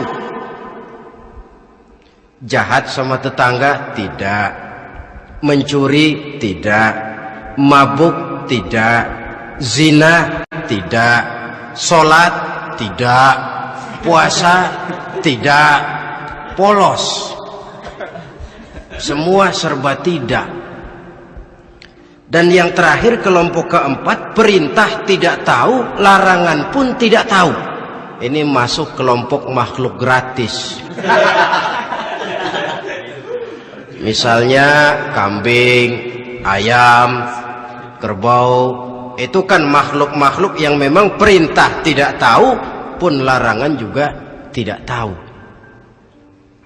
Nah, dalam hubungannya dengan ini, saya mengajak, marilah kita berusaha sekuat mungkin menjauhkan diri dari minuman keras yang jelas bahayanya dengan hidup tidak jauh dari bimbingan agama. Hadirin kaum muslimin rahimakumullah. Kawan seiring dan sejalan dari minuman keras, judi namanya. Saudara kembar barangkali. Yang satu sering menimbulkan yang lain, tetapi bukan tak jarang keduanya berjalan berdampingan. Posisi judi dan arak ini dalam Quran sama bahayanya. Apa sebab? Mentalitas judi adalah mentalitas sirkeless, lingkaran setan. Artinya, yang menang biasanya ketagihan, yang kalah biasanya penasaran. Ini yang menyebabkan orang tidak mau berhenti. Kalau dia menang, dia ingin mencoba untuk menang dalam jumlah yang jauh lebih besar lagi. Kalau dia kalah, dia penasaran, kenapa hari ini kalah? Barangkali sial, besok malam saya tebus. Mental semacam ini memang sulit untuk berhenti. Kenapa judi diharamkan dalam Islam? Pertama, seorang muslim di dalam berusaha mencari harta, dia harus mengikuti sunnatullah. Kata kita orang muslim, hukum alam kata orang sekarang, natural of law bahasa kerennya. Berusaha menurut hukum kausal, memasuki rumah dari pintunya, menunggu suatu akibat dari sebab yang kita lakukan. Bahwa kalau begini, mesti begitu. Karena kita memang terikat oleh permainan yang disebut hukum alam ini. Hidup bukan undian. Jangan mengharap untung besar tanpa mau peras keringat. Satu pagi Khalifah Umar bin Khattab radhiyallahu an masuk ke masjid. Beliau lihat ada orang sedang berdoa khusyuk betul. Ditunggunya 2 menit, 3 menit, sampai 10 menit lebih belum juga selesai. Agak lama orang itu berdoa. Selesai berdoa, dihampiri orang itu oleh Sayyidina Umar. Beliau tanya, saudara, lagi apa? Tadi itu berdoa ya Khalifah. Minta kepada Allah? Tentu minta kepada Allah. Minta apa kamu? Minta rezeki. Sudah lama? Dari tadi habis sembahyang subuh. Dapat? Belum. Ya memang kata Sayyidina Umar, inna sama la tumtiru zahaban wala fiddatan. Langit itu tidak mungkin akan menghujankan emas, tidak mungkin pula menghujankan perak. Jadi orang dilarang duduk bermalas-malas menunggu keajaiban yang datang dari langit. Karena memang hidup ini bukan undian. Jadi jangan mengharap untung besar tanpa mau peras keringat. Di dalam berusaha kita terikat oleh sunnatullah. Kalau begini sebab penyebabnya, akan begini akibat yang ditimbulkannya. Yang kedua, Islam menjadikan harta manusia itu sebagai benda berharga yang dilindungi. Mengambilnya dengan judi termasuk memakan harta orang lain dengan cara yang batil. Yang ketiga, judi itu sendiri dapat menimbulkan permusuhan dan pertentangan antara para pemain itu sendiri. Meskipun kelihatannya kompak duduk dalam satu meja yang saling berhadap-hadapan, yang kalah kelihatannya pasrah, tetapi kan itu cuma kulit permukaan. Batinnya bagaimanapun juga yang kalah itu tetap mendendam.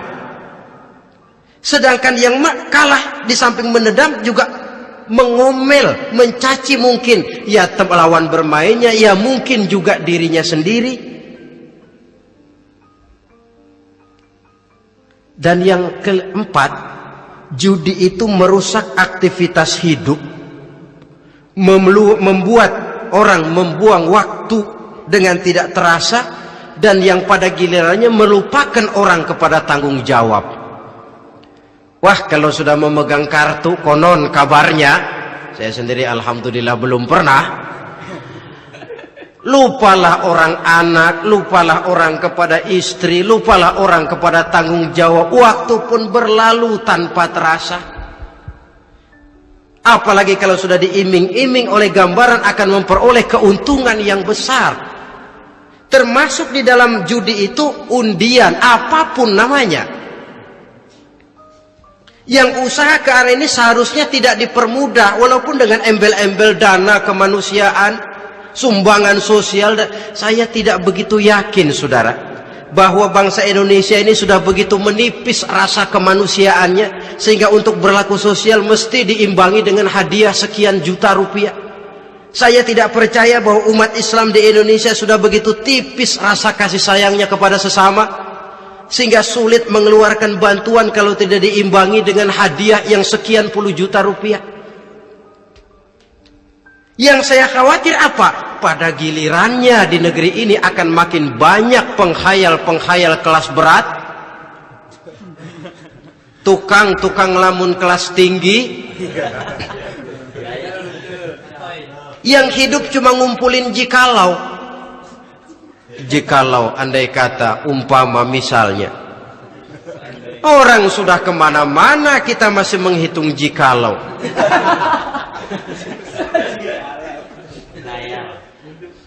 Orang boleh saja mengharap burung terbang tinggi, tapi punai di tangan jangan dulu dilepas.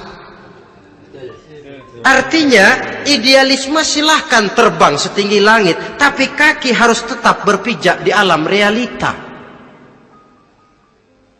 Bahwa memang lebih baik makan singkong dalam kenyataan daripada makan roti tapi ngimpi.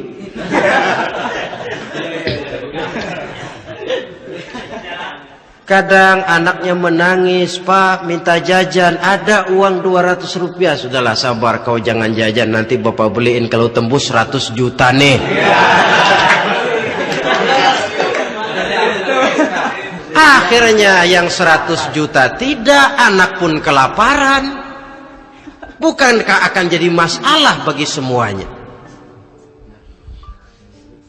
Belum lagi rasa sayang kepada harta yang sudah dia miliki, entah itu tanah, rumah, kendaraan. Kalau sudah kadangkala di meja judi, hilang rasa sayang kepada benda itu.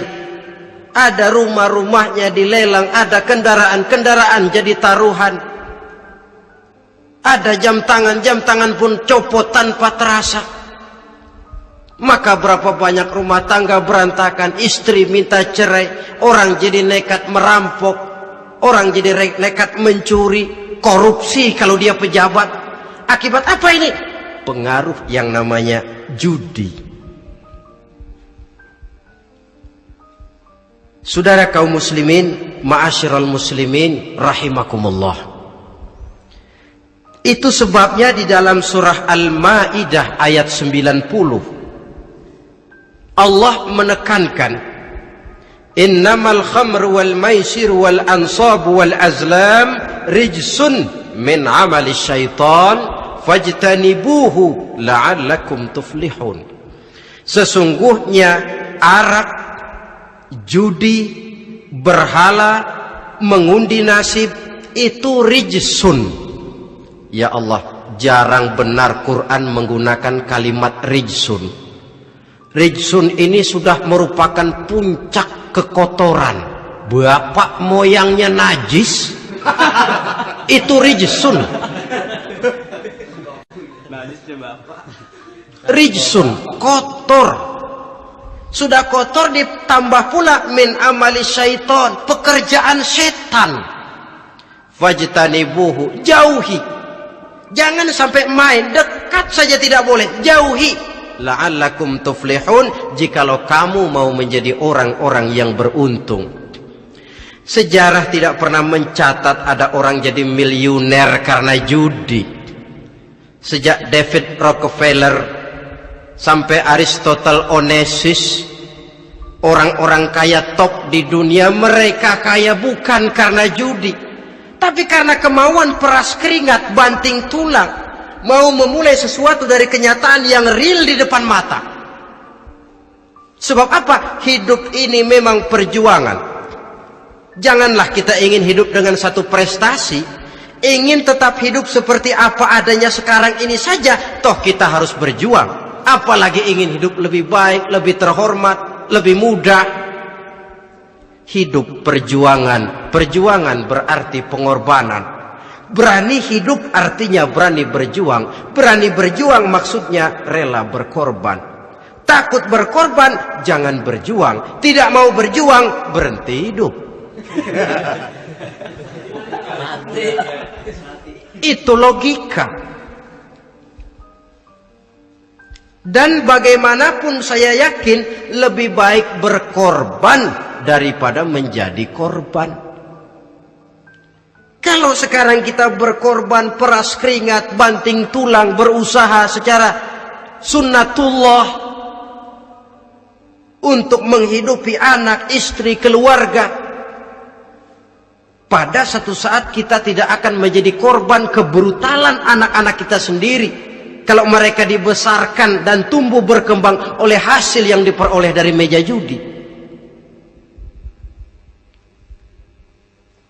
Ayat 91 Al-Maidah ini lebih memperkuat lagi. Kalau itu arak,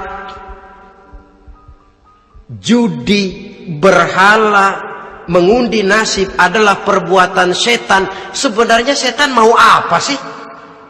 Ayat 91 menegaskan, innama yuridu syaitanu ayyuqi'a bainakumul adawata wal baghdha'a fil khamri wal maisir. Yang dimaui setan itu tidak lain supaya dengan arak dan dengan judi timbul rasa permusuhan, sikap memusuhi, saling marah di antara kamu. Coba biasanya dalam meja judi sudah loyo, waktu juga sudah berlarut-larut. Yang menang mau berhenti, apa yang kata yang kalah? Berhenti dah, gue wacok loh. Enak bener, gue lagi kalah, lo berhenti. Coba kira-kira kapan akan selesai permainan?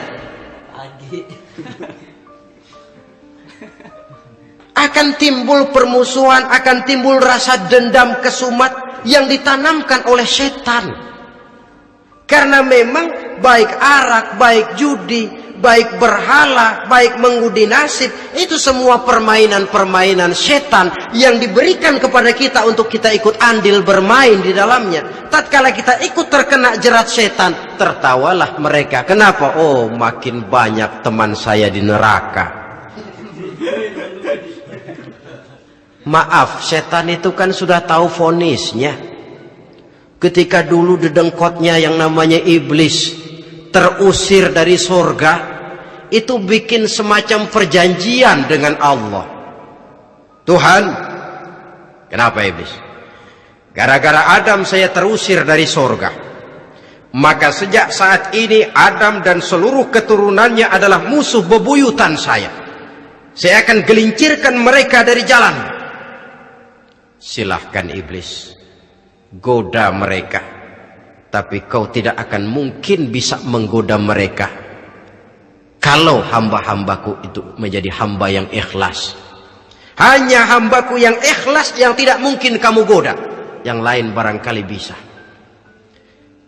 Sejak saat itulah iblis memproklamirkan permusuhan, dan dia sudah tahu betul vonisnya neraka. Tugas dia sekarang bagaimana mengumpulkan teman sebanyak-banyaknya ke dalam neraka.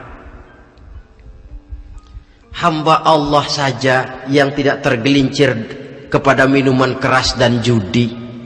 Hamba Allah yang ikhlas itu bagaimana? Yang ikhlas menjadi hamba Allah dalam arti kata dan perbuatannya memang mencerminkan bahwa dia hamba Allah.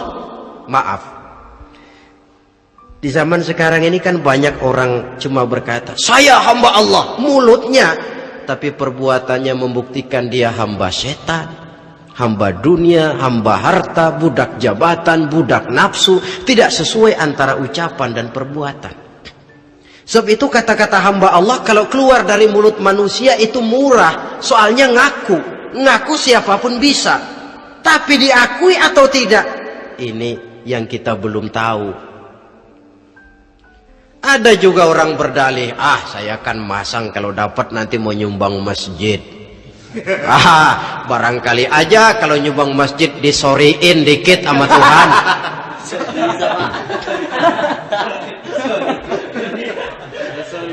Apa bisa begitu? Saudara, kita tidak mungkin mencuci kain dengan air najis. Innallaha thayyibun, kata Nabi, la yaqbalu illa thayyiba. Allah itu baik dan hanya menerima yang baik. Bahwa dalam Islam tujuan yang baik harus dicapai dengan prosedur yang baik. Bahwa niat menyumbang masjid bagus, tapi hasil daripada judi atau undian tidak akan menyampaikan kita kepada tujuan itu. Tidak boleh mencuri kain walaupun niatnya untuk sholat. Kalau nyolong kain niatnya buat sembahyang, dimaafin kali. Walaupun sholatnya sah, mencuri kainnya tetap saja dosa. Islam tidak menghalalkan segala cara untuk mencapai suatu tujuan. Bahwa tujuan yang baik harus dicapai dengan cara yang baik juga. Dan penyakit judi ini juga bukan penyakit baru. Sejak dulu masa jahiliyah judi mereka, saya kira kalau Las Vegas, kota judi Amerika saja barangkali masih kalah dengan cara judi jahiliyah dulu. Mereka kalau sudah judi itu uang. Habis uang, ada punya tanah pasang, taruhan. Habis tanah, ada rumahnya dipasang. Apalagi yang ada? Ternak unta dipertaruhkan. Harta habis, rumah ludes, kebun binasa, ada istri juga dipasangin. Judi.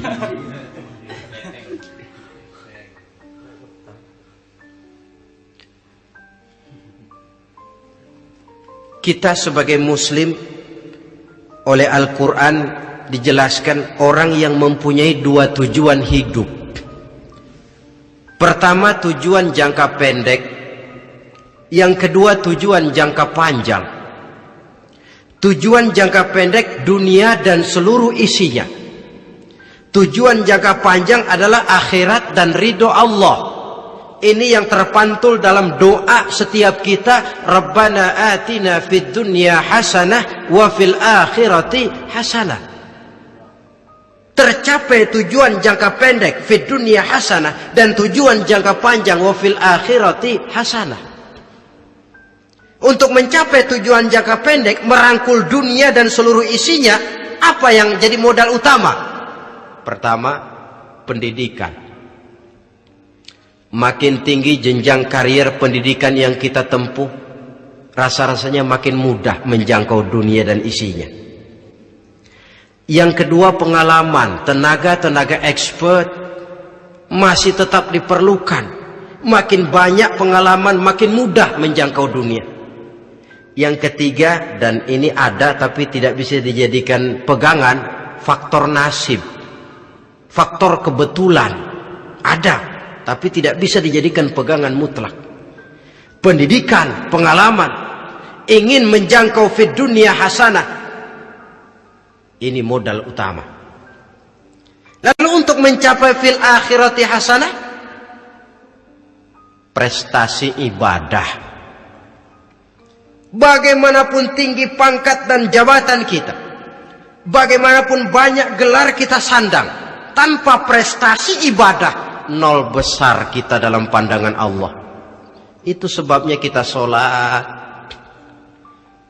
Jadi tidak beralasan kalau orang ditanya, kenapa sih kamu nggak sholat? Ah, tetangga saya sholat melarat terus.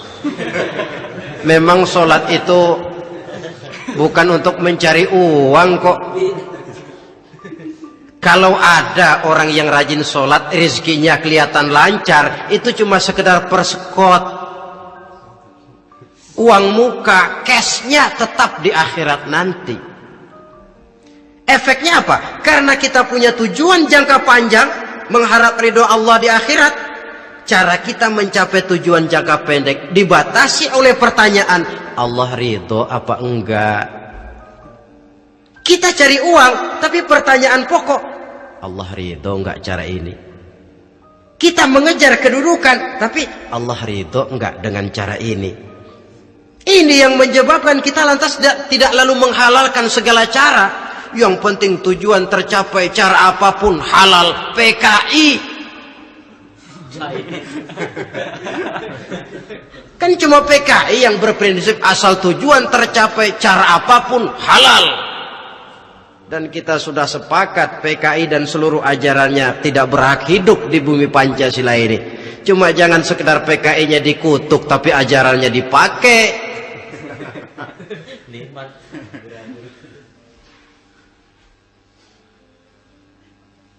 Nah, untuk mencapai dua tujuan ini, Islam mengajarkan sistem keseimbangan.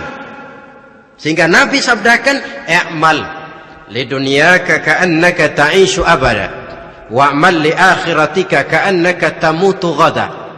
Bekerjalah buat duniamu seolah-olah kau akan hidup untuk selamanya, tetapi bekerjalah untuk akhiratmu seolah-olah kau akan mati besok. Jadi kalau kita sudah sholat menghadap Allah, usolli fardul maghrib, Allahu Akbar, ingat seolah-olah kita akan mati besok supaya timbul khusyuknya. Tapi kalau kita sudah bekerja, kuliah, bekerja, belajar di tempat tugas, ingat seolah-olah kita akan hidup selamanya supaya timbul gairah kerja. Jangan dibalik. Di kantor ingat mati, lemas terus. Ngapain kerja sungguh-sungguh bakalan mati. Lagi sholat ingat Duta Merlin, Altiron Plaza, ya kacau. Salah pasang, tidak pada tempatnya. Untuk mencapai fid dunya hasanah ini, Islam mengajarkan tempuh jalur yang mengikuti sunnatullah. Itu yang dihargai oleh agama. Terikat oleh hukum kausal bahwa kalau ini yang saya usahakan hasilnya akan begini. Perkara nanti hasil tidak seperti yang kita harapkan, baik sangkalah kita kepada Allah. Sebab kita tidak tahu rahasia apa di belakang itu. Kadang orang mengeluh, habis saya rajin sholat tapi rezeki seret, berhenti aja dah. Kita tidak tahu rahasia di belakang itu. Pernah hadirin, satu hari seorang petani, dia selesai bekerja di ladang, istirahat. Dia tidur di bawah sebuah pohon beringin. Di sebelah pohon beringin itu ada pohon labu. Dia berpikir, kalau saya lihat-lihat Tuhan nggak adil katanya. Masa pohon beringin pohonnya besar, buahnya kecil. Pohon labu pohonnya kecil, buahnya gede. Tuhan bukan arsitek ulung ini.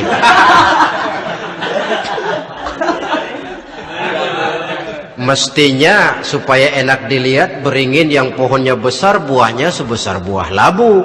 Pohon labu yang pohonnya kecil buahnya kecil saja sebesar buah beringin. Tidak adil Tuhan. Baru dia selesai berpikir Tuhan tidak adil, jatuh sebutir buah beringin tepat menimpa hidungnya. Dia terkejut. Astagfirullahalazim.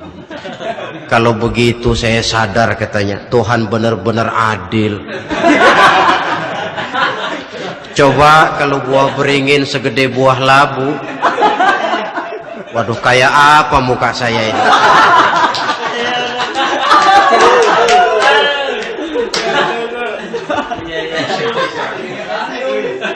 Baru terbuka pandangan matanya setelah berhadapan dengan kenyataan. Baru keluar respect. Allah benar-benar adil. Padahal semenit yang lalu dia masih berkata, Tuhan bukan arsitek ulung. Tapi semenit kemudian setelah berhadapan dengan kenyataan yang real dia hadapi, wah, Allah benar-benar adil.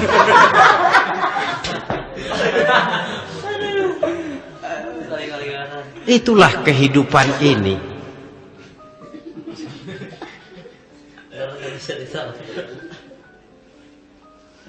Saudara hadirin yang saya hormati, karena itu baik arak, baik judi, dua-duanya merupakan bahaya laten yang tidak hanya mengancam kehidupan agama, tetapi juga masyarakat, bangsa dan negara, apalagi kalau sudah jatuh kepada generasi penerus. Dan yang bagaimanapun juga saya berpikir sebenarnya remaja, pemuda, pemudi kita cuma korban dari suatu sistem. Sebab ini merupakan tanggung jawab bersama. Ulama mubalik macam saya paling wewenangnya cuma ngomong. Yang punya SK untuk memberhentikan pabrik minuman keras itu kan Menteri Perindustrian. Tangan-tangan eksekutif. Sehingga kalau Nabi katakan, man ra'a minkum munkaran falyughayyir biyadihi wa illam yastati' fa bilisanihi wa illam yastati' fa biqalbihi. Apabila salah seorang kamu melihat suatu kemunkaran, termasuk minuman keras dan judi di dalamnya, rubah itu. Dengan cara apa? Kalau kau mampu dengan tangan, artinya power, kekuatan. Kalau dengan tangan tidak mampu, ini orang kalau gue pukul gue yang melintir nih. Umpamanya, fabilisani, dengan lidah ngomong. Mas, saya senang sampean tinggal di sini, kampung kami tambah warga, tapi tolonglah jangan bawa pengaruh yang tidak baik. Kalau ternyata bicara pun tidak berani, fabiqalbi, cukup dalam hati, sekurang-kurangnya tidak ikut membenci kemungkaran dalam hati. Itulah kadar iman yang paling lemah. Ini secara umum. Tapi kalau hadis ini kita mau adakan semacam, katakan description of job, bahasa kerennya, Kita adakan pembagian tugas. Siapa yang harus merombak kemungkaran dengan power? Penguasa, pemerintah, sebab dia punya aparat. Siapa yang merombak kemungkaran dengan lidah? Ulama, kiai, mubalik, ngomong. Siapa yang hanya mengubah kemungkaran dalam hati? Kita umumnya rakyat lemah ini, yang mau ngomong nggak berani tapi hati pegel. Nah, kalau sudah ada pembagian tugas semacam itu, insya Allah masing-masing akan berjalan pada relnya, dan pada akhirnya selamatlah kita, bangsa Indonesia, umat Islam pada khususnya, dari bahaya, baik bahaya minuman keras maupun bahaya judi. Menyelamatkan bangsa, dan yang lebih lagi menyelamatkan masa depan kita. Sekianlah saudara pertemuan kita pada saat ini. Mudah-mudahan ada manfaatnya. Terima kasih atas segala perhatian. Mohon maaf atas segala kekurangan. Usikum wa nafsi bitaqwallah. Wassalamualaikum warahmatullahi wabarakatuh.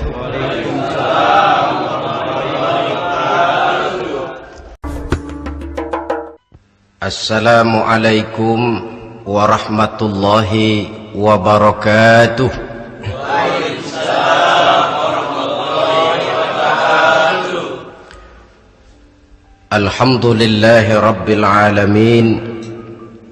Wassalatu wassalamu ala ashrafil anbiya'i wal mursalin, Sayyidina wa maulana Muhammadin wa ala alihi wa ashabihil mujahidin at-tahirin, amma ba'd.